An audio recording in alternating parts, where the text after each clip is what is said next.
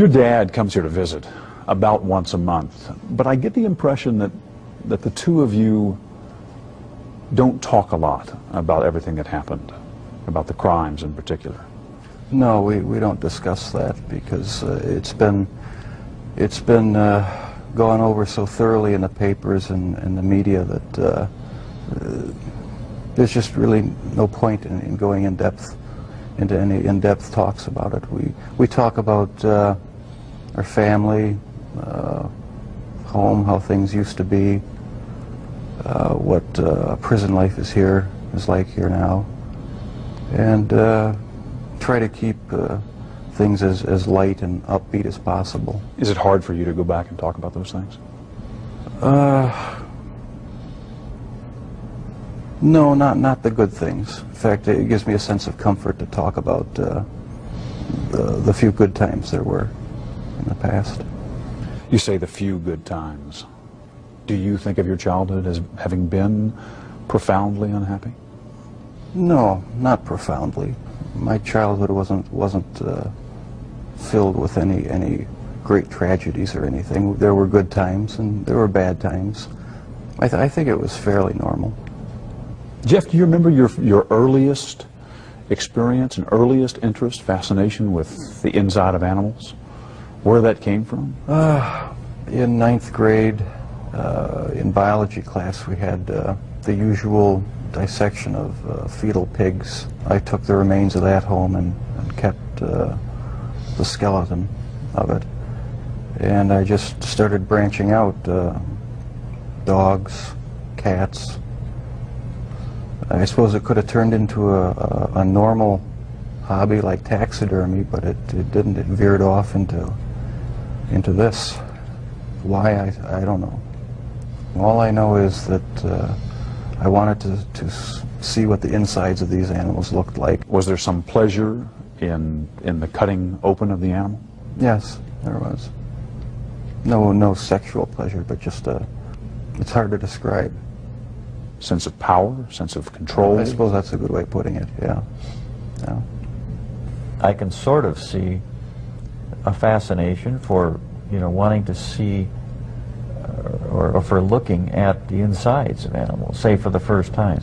After you did it one time, what more is to be gained by looking at another dog's inside, the second or the third? I don't know. It became a compulsion, and it switched from animals to humans. I still don't understand it. I don't know why. What would you do with the dead animals, Jeff? You would pick the carcasses up from the road and take them back into the woods. Take them back in the woods, skin them sometimes, slit them all the way open, look at the organs, feel them. There was a sort of general excitement for me. I don't know why. It was exciting to see. One of your dad's biggest questions is when you began to slip away, when you crossed over into this world of obsession or dark fantasy from which you just couldn't return. Can you pinpoint that? Is there a sense for when that really began to happen with you, Jeff? I think it was around age 14 or 15. Started having obsessive thoughts of violence intermingled with sex. And it just got worse and worse. I didn't know how to tell anyone about it, so I didn't. I just kept it all inside. Do you have any sense for where that was coming from? No. No, I've talked with a few psychologists about it. They have their theories, but they don't have any concrete answers either. Do you have a theory? No, not really. I don't know where it came from. I probably will never know. But I never dreamed that it would become a reality. What was it, Jeff, that took you over the edge, do you think, and made you take this from the world of fantasy into reality? From 15 on, I had this reoccurring fantasy of meeting a hitchhiker on the road, and of taking him hostage and doing what I wanted with it. About 3 years later, I was 18 years old, driving home. I saw this hitchhiker about a mile from my house. Thought to myself, should I stop and pick him up, or should I just keep on going? I wish I just kept on going, but I didn't. I turned around, picked him up, and that's when the nightmare became a reality. It just seemed so bizarre to me that this obsession that I had been thinking about and wanting, just all the parts are there, and they make it possible to make it happen. What happened after you took him to the house? The house was empty. My mother was up in Chippewa Falls with her family, and my dad was living in a rented motel about 5 miles away due to the divorce. And I pretty much had the place to myself. I was drinking a lot during that time, and just, I don't know, looking for something to, some way to find some fulfillment, some pleasure. And I acted on my fantasies, and that's where everything went wrong. This was the summer of 1978 when you took your first victim. Right. Once it happened the first time, it just seemed like it had control of my life from there on in. The second occurrence was 1984, roughly. And I met this guy at one of the bars, downtown Milwaukee bars. We went back to the hotel, just planning on getting drunk. I had put some sleeping pills in his drink to render him unconscious. And was just going to spend the night with him. When I woke up in the morning, my forearms were bruised, and his chest was bruised, and blood was coming out of his mouth. He was hanging over the side of the bed, and I have no memory of beating him to death, but I must have. And that's when it all started again. And once it started again, you found it impossible to stop. Right, that's when the obsession went into full swing. Did you ever tell yourself, I have to stop this? I must stop doing this? Yes. When it was going on? After the second time, it seemed like the compulsion to do it was too strong, and I didn't even try to stop it after that. But before the second time, things had been building up gradually, going to bookstores, going to the bars, the gay bars, bath clubs. When that wasn't enough, buying sleeping pills and using it on various guys in the bath clubs. It just escalated slowly but surely. And after the second time, which was not planned, it was out of control. It felt like it was out of control. Where did sex enter in to the killings, Jeff? It was a big part of it. My only objective was to find the best-looking guy that I could. Their sexual preference didn't matter to me. Did their race matter to you? No, their race didn't matter to me. The first two young men were white. The third young man was American Indian. The fourth and fifth were Hispanic. So no, race had nothing to do with it. It was just their looks. Was there something sexual in the dismemberment of the bodies for you? As time went on, yes, I did get there was a sexual part to that. I started saving the skeletons and preserving other parts, and one thing led to another. It took more and more deviant type behaviors to satisfy my urges, and so it just spiraled out of control. Why the cannibalism? It made me feel like they were a permanent part of me. Besides the just mere curiosity of what it would be like, it made them feel that they were a part of me, and it gave me a sexual satisfaction to do that. Was it the killing that excited you, or is it what happened after the killing? No, the killing was just a means to an end. That was the least satisfactory part. I didn't enjoy doing that. That's why I tried to create living zombies with uric acid in the drill, but it never worked. No, the killing wasn't the objective. I just wanted to have the person under my complete control, not having to consider their wishes, being able to keep them there as long as I wanted. It's not easy to say that, but that's what the motive was. Where did that need for control come from? Do you have any idea? I don't know, maybe I felt I had no control as a child or young adult, and that got mixed in with my sexuality, and I ended up doing what I did was my way of feeling in complete control, at least for that situation, creating my own little world where I had the final say, finding the best looking guy that I could, and having total mastery over him for as long as I wanted. Lust played a big part of it, controlling lust. That was the motive right there. A lot of this came out in the course of the trial. Obviously, both of you sat through this. Have the two of you sat down and talked about these things before?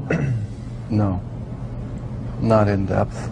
This is the first time you're talking about these things with I've talked your dad about here. it at great length with psychiatrists, court-appointed psychiatrists, psychologists, but not with my family.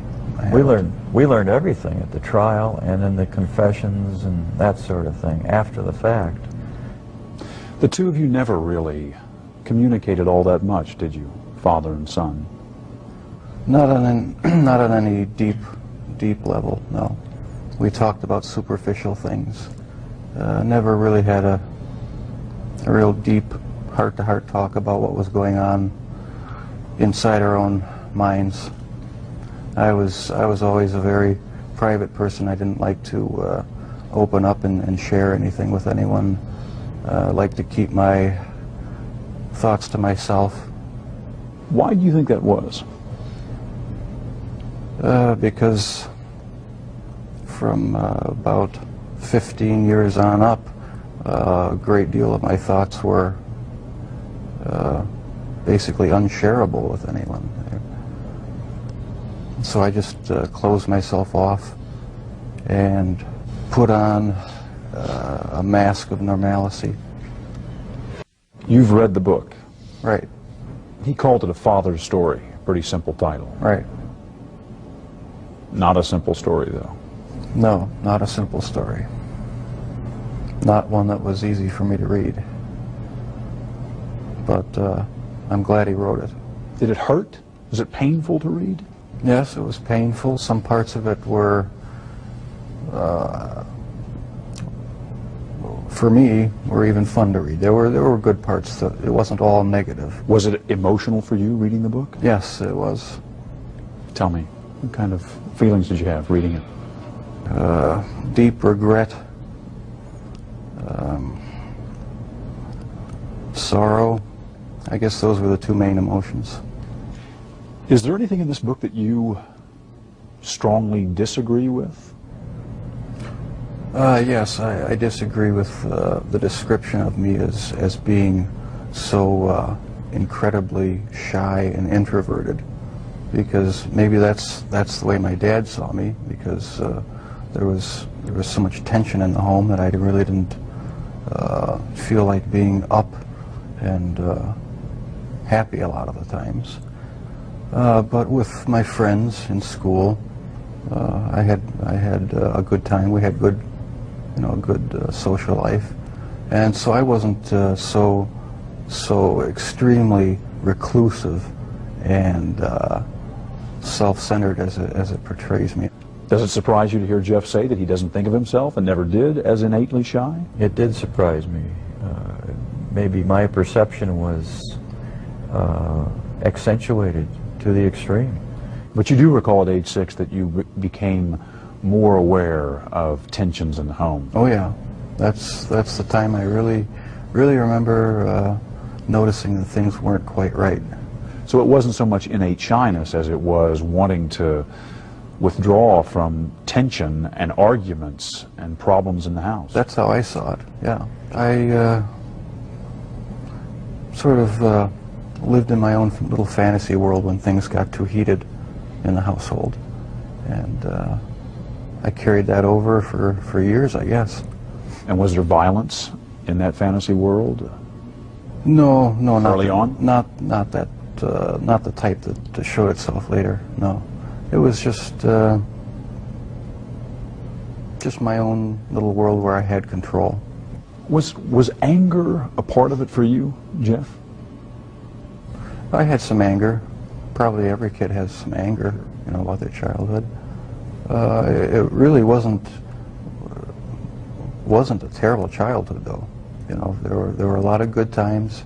It wasn't a really terrible time. So pat theories about you as a serial killer striking out to get back at your dad, for instance, don't ring true to you. No, that has no truth in it. The only motive that there ever was to completely control a person that I found physically attractive, and keep them with me as long as possible, even if it meant just keeping a part of them. Did you know before you read this book that your dad had his own obsessions and fantasies, that he had thought about, that he had dreamed of committing murder, that he had had an obsession with fire and with explosives? No, I don't think that's the type of thing one asks one's dad. Were you surprised to read that about your dad? Very surprised. Yeah. I didn't know what to think about it. I suppose everyone has their secret thoughts, and so it was somewhat of a shock. You feel grateful that your father wrote this book? Or do you feel put off by it? I mean, I'm just curious about your overall reaction to it. Do you feel is the book an invasion, do you think? Or is it... No, I feel nothing but pride for him for writing the book, and having the courage to bare his soul when he didn't have to. He didn't have to get involved with trying to, you know, help me out and support me and be an emotional support for me, and I'll be grateful to him forever for it. Did you ever consider talking to your parents, to your dad, about homosexuality? Is that something that you felt you could ever raise? Early on, I really didn't know that much about it myself. All I knew was that it was something that was to be kept hush-hush, not talked about, not even thought about. So I just kept it all within me and never talked about sexual issues at all, really, with anybody. Do you think if you had been able to talk about that in a more open way with your dad, for instance, that it would have helped, might have broken this veil of secrecy and enabled you to keep yourself from going down that road? I don't know exactly what, if anything, would have ever kept me from going down that road. Talking about it, I don't think would have made that much difference, because, like I said, there were things going on in my head that I would have never opened up and talked about with anybody.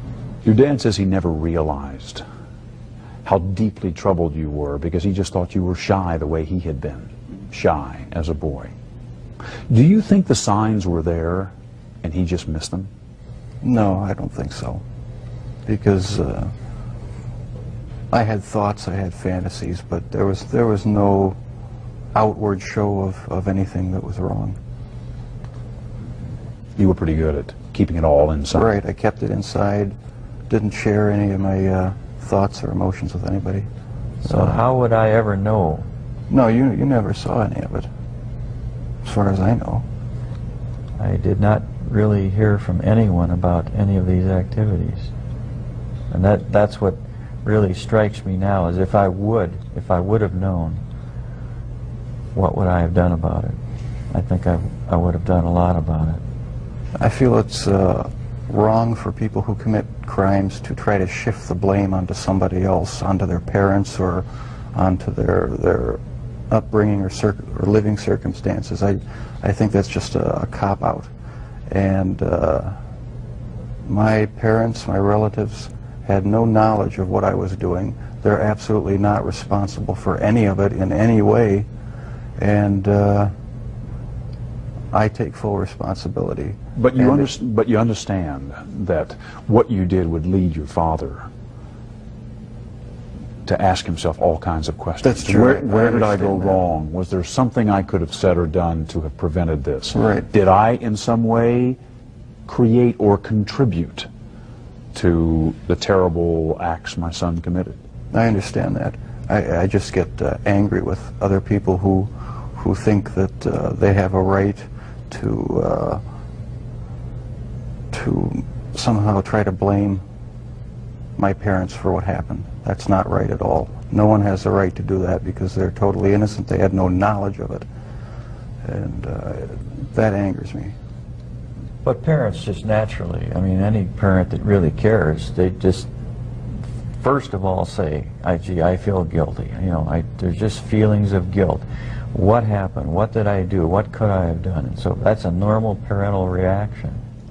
Your dad has wondered about all kinds of things, from the medication that your mom was on during her pregnancy, to the fact that you were exposed to violent arguments in the home from an early age and continuing, to the possibility that he might have passed on some genetic propensity for obsession or violent behavior.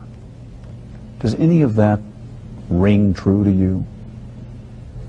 I can see why he'd wonder about those things, but as far as I'm concerned, they're all excuses.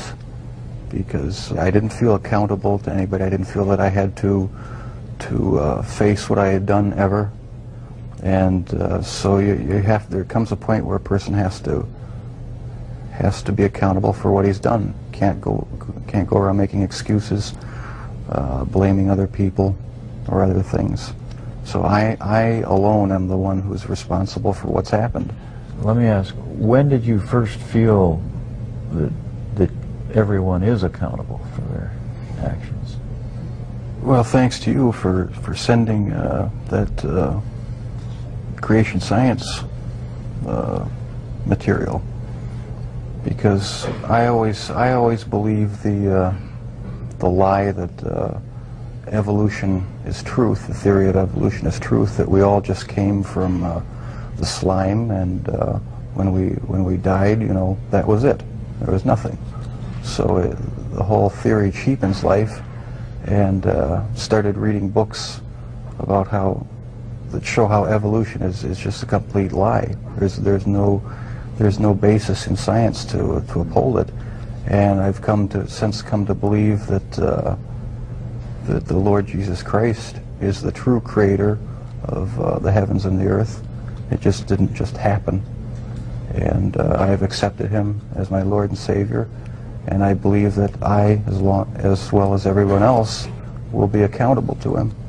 Growing up, did you feel that you were accountable to your dad or to your mom as the authority figure in the house? Yes, I did. I mean, they didn't let me run wild. They disciplined me, and so I felt accountable to them. But afterwards, after I left the home, that's when I started wanting to sort of create my own little world where I could be the one who had the complete control, where I didn't have to bow to anyone else's demands, and I just took it way too far. Lionel? At that period of time, I had drifted away from a belief in a supreme being, and I never, as a result, passed along the feeling that we are all accountable in the end. He owns us. And that basic concept is very fundamental to all of us. You feel that the absence, at least for a while, of a strong religious faith and Yes, belief for some years. may have prevented you from instilling some of that in Jeff. That's right. Is that how you feel? Yes, I think I had a big part to do with it. I mean, if a person doesn't think that there is a God to be accountable to, then what's the point of trying to modify your behavior to keep it within acceptable ranges? That's how I thought anyway. And I've since come to believe that the Lord Jesus Christ is truly God, the Father, the Son, and the Holy Spirit. They're the only true God. What do you remember about your parents arguing when you were growing up, and what effect that had on you? It was unnerving, depressing, made me angry sometimes. I'd leave the house, go out in the woods and sulk, brooding, wondering why they had to have such a rough relationship. Most of the time they didn't seem to get along too well together. I never knew what the real underlying problems were. I didn't feel it was my place to ask. Did you blame one or the other? Mom or Dad? No, I didn't. I was just frustrated that things couldn't be happier around the house. You just wanted things to be more peaceful. Right. I never saw any real violent arguments as far as physical hitting or anything like that, but there was a lot of yelling, a lot of tension in the house sometimes. One of the chilling stories that your dad tells is about the box he had found. Can you give me your perspective on that? I had a box in my bedroom closet, and it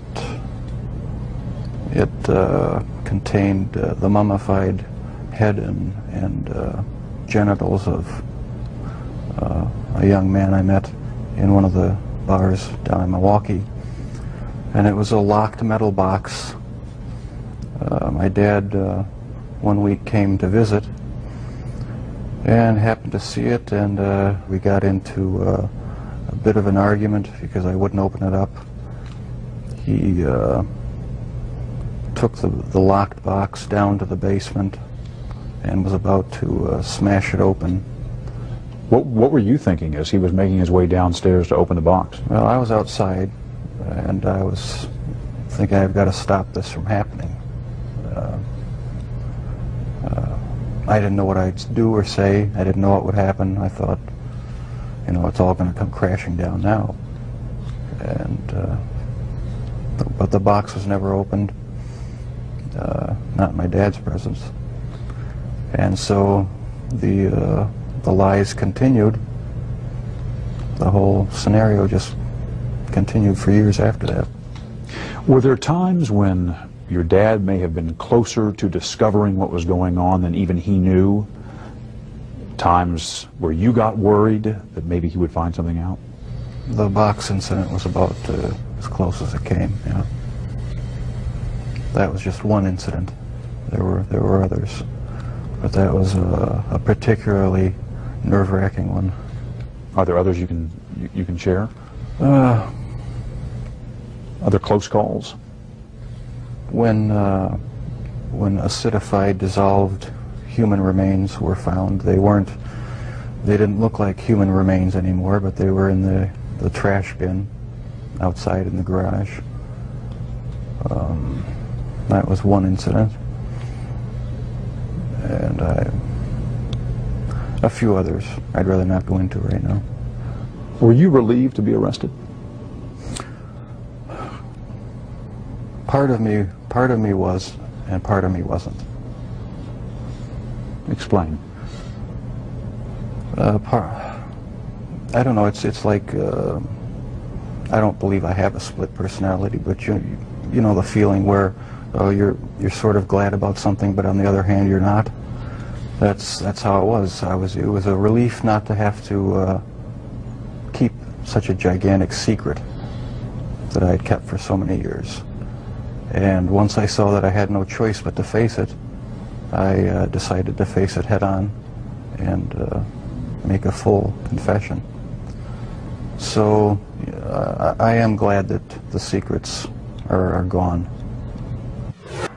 Your father told me that one of the reasons he wrote this book was in order to put down on paper what he has been unable to say to you in words, kind of reaching out to you. What do you want to say to him, having read this? I tell you, Dad, I'm really sorry that this has happened, and I love you a lot. I love you too. I'm sorry. Don't be sorry. We haven't always shown it a lot, but I do love him a great deal. I love you. And without the support of my folks, I don't think I would have come through this. We've opened up with each other a lot more now since the trial and everything. There's no secrets to be hidden away. You know, I don't feel that I have to keep any secrets from him. We've come to face what's real now instead of just glossing things over and talking about superficial things. So there's a lot more communication between us. This book may serve as a further bridge between Jeff and myself. And just for that purpose, I regard it as valuable for me. Do you feel closer to your dad, having read this? I feel closer in that I understand more how he was thinking, what his thoughts were, what some of his motivations were. I'm glad he wrote it. Anything not in the book you want to say to him?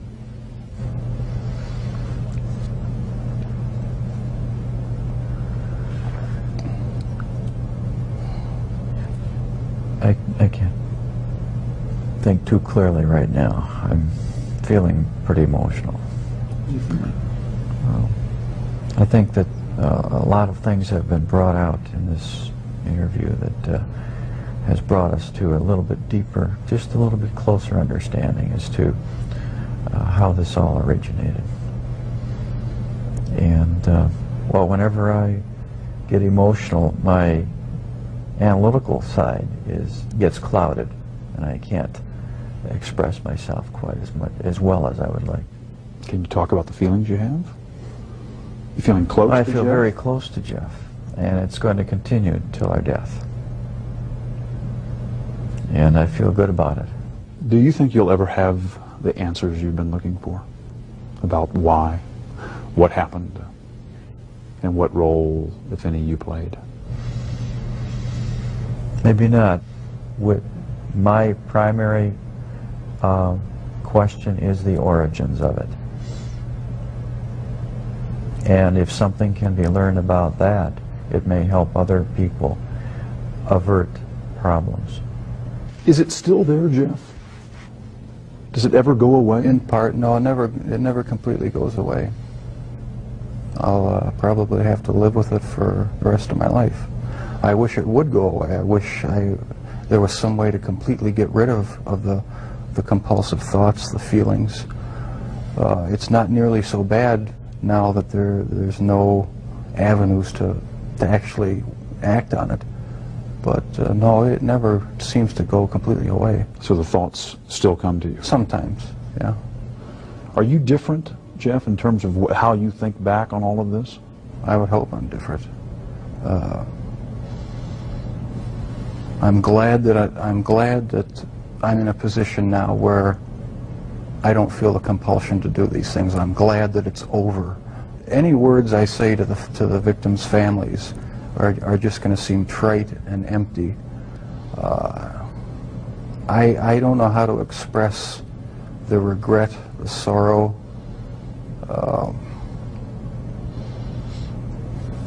that I feel for what I've done for their sons. I can't find the right words.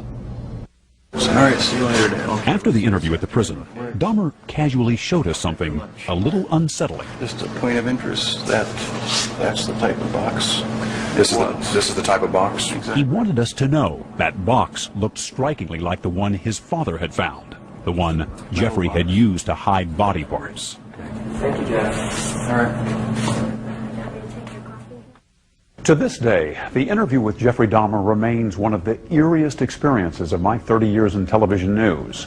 From the weak handshake with which he greeted me to his bizarre observation about that metal box as he returned to his cell, Dahmer was a haunting figure. He often said he had wanted the death penalty. 9 months after our interview, his death wish came true. I'm Stone Phillips.